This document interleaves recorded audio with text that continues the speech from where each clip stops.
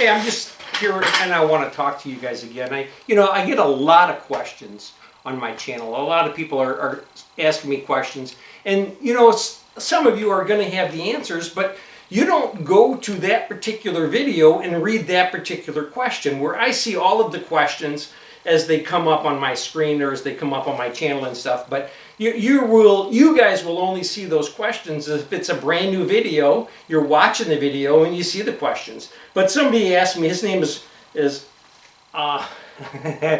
E-M-I-E Adam, okay? Emmy, I'm going to say it's Emmy Adam, said, where do I find +3 pigmented in Ohio?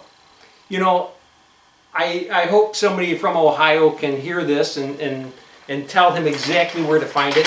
Me personally, I did a job in Boulder, Colorado, and I couldn't find where it said pigmented +3. I couldn't find that.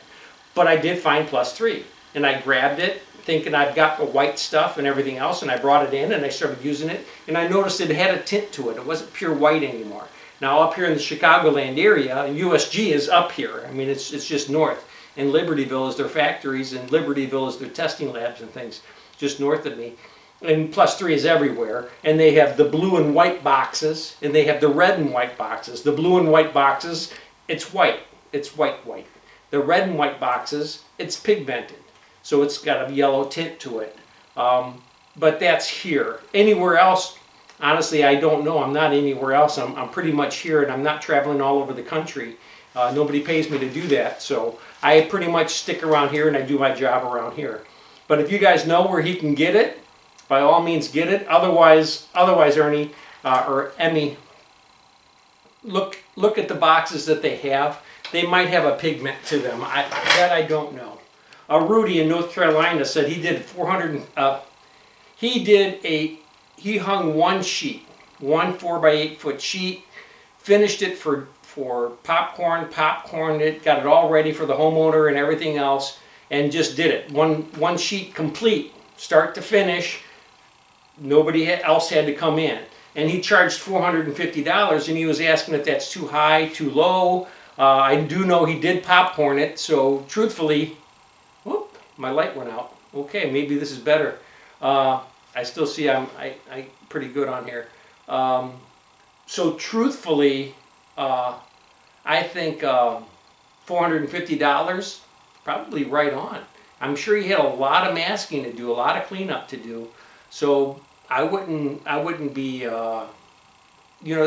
I try to make between $50 to $60 an hour, and to hang a full sheet, tape it, finish it, popcorn it, clean up, make sure it's ready, make sure it's done, and everything else. You're only talking 51, 52, 53, 54. You're talking an 8-hour day. I think I'd want an 8-hour day to do that, plus materials. $450 isn't, I don't think is unreasonable about that.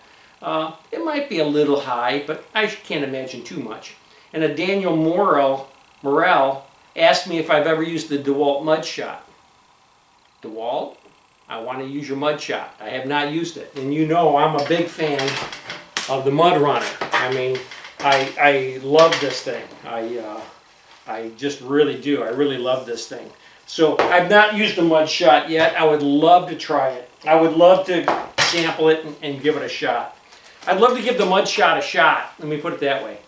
A Christopher asked me to do a flat box comparison because I do have my Drywall Master. I have Drywall Master boxes. I've got Tape Tech boxes, and now I have a Colombian 10 box. So I have a couple of different boxes, and he asked me to do a box comparison. And believe it or not, guys, I am not one of these mechanical box guys who set it at one number and say everything has to be done at that number. I look at the seam. If the seam doesn't look like it has enough mud, I'll open the box up a little bit more. I'll run it on a lower number to add more mud. If I think it's got too much mud, I'll crank it shut a little bit more, and so it's not leaving as much mud. I don't want my seams crowned. I don't want my butt joints all crowned out. I want everything flat, really flat. So why they call it a flat box, not a crown box. Okay, oh, this is something I wanted to read. I'm going to spell his name because I can't read it. I'll guess at it. Kentuckus. Kentucus. Not quite Kentucky, but Kentuckus. I wonder if he's from Kentucky. But he's saying he was curious about the glue. Why should we use glue? I mean, and the guys who do use glue, who haven't used the glue, does it make a difference? And the guys who have not used the glue and then started using it, did it make a difference?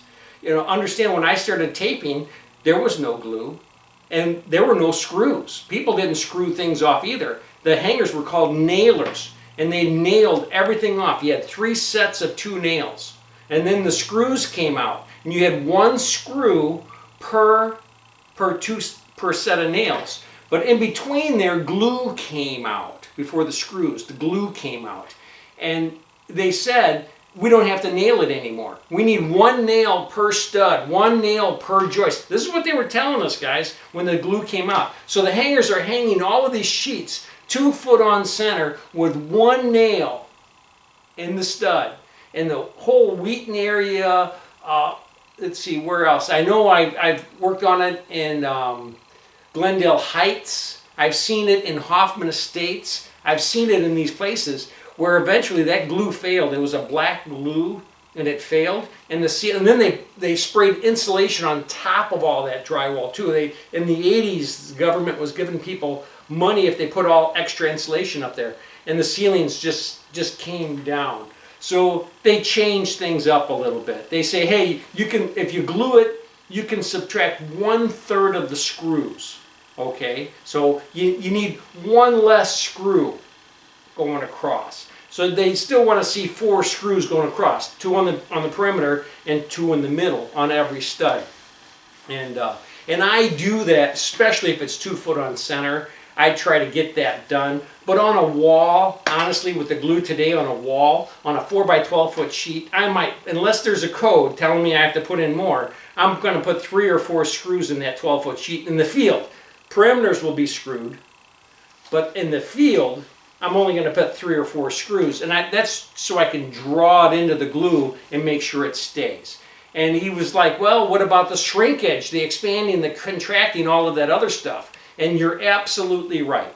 If you are not going to keep the house regulated, temperature-wise and humidity-wise, by no means would I glue. I wouldn't glue it. I don't glue garages up here. If they are not heated and not air conditioned, and they have to be both, heated and air conditioned, I won't glue them. I'll just screw them off and get them all screwed off, but I'll screw them off properly. I mean, I'll put 5 across on every single one, and I'll put 5 up, 3 in the field, 1 on the ends, on every single stud, and I'll make sure everything's screwed off, because that house is going to move like this. It's going to expand and contract like crazy, and it's going to crack, it's going to pop. All of these things are going to happen because the temperatures are just going from one extreme to the other, one extreme to the other.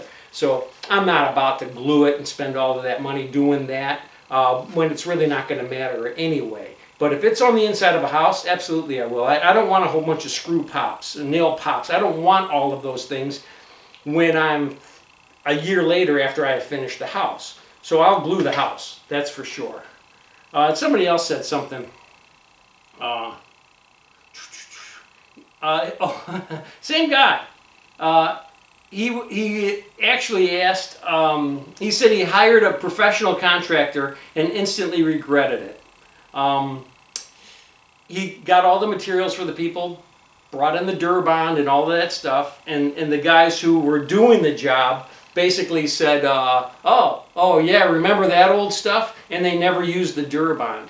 He let them, he eventually fired them and everything else, but he says everything just cracked out just like I said it would from not using the Durabond. Seams cracked, all of the stuff cracked out that just like I said it was going to if you didn't pre-fill.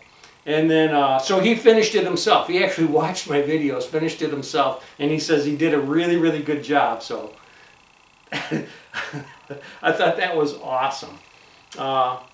See, oh, and another guy named Ron, his name is Rob Van Buskirk. Rob Van Buskirk. He said, can I use the lightweight lightweight compound, I don't know if I have any around here, in place of the Durabond. You know, you have the lightweight easy sand and you have Durabond. And he says, can I use the lightweight setting compound for Durabond? And yes, absolutely you can. I do. Listen, if I'm pre-filling a job, a lot of times I'll ask for Durabond and I'll have my houses stocked. Roselle Building Materials will stock my jobs. I'll tell them, hey, make sure you bring out the real Durabond. Then I show up and it's not there. They have easy sand there. I'll just use that anyway. I really will. I won't switch it all out. But I would prefer to pre-fill a brand new home with Durabond. That's what I would prefer to do. But it's not necessary if you don't have it. But by all means, use a setting compound. Use a setting compound before you tape. So the questions and answers, that's what I've got for you. Hey, if you liked it, let me know. Otherwise, have a great day. Hey, if you really like the videos, subscribe. And if you really, really like the videos, please just share them with somebody else. All right? You guys have a great day.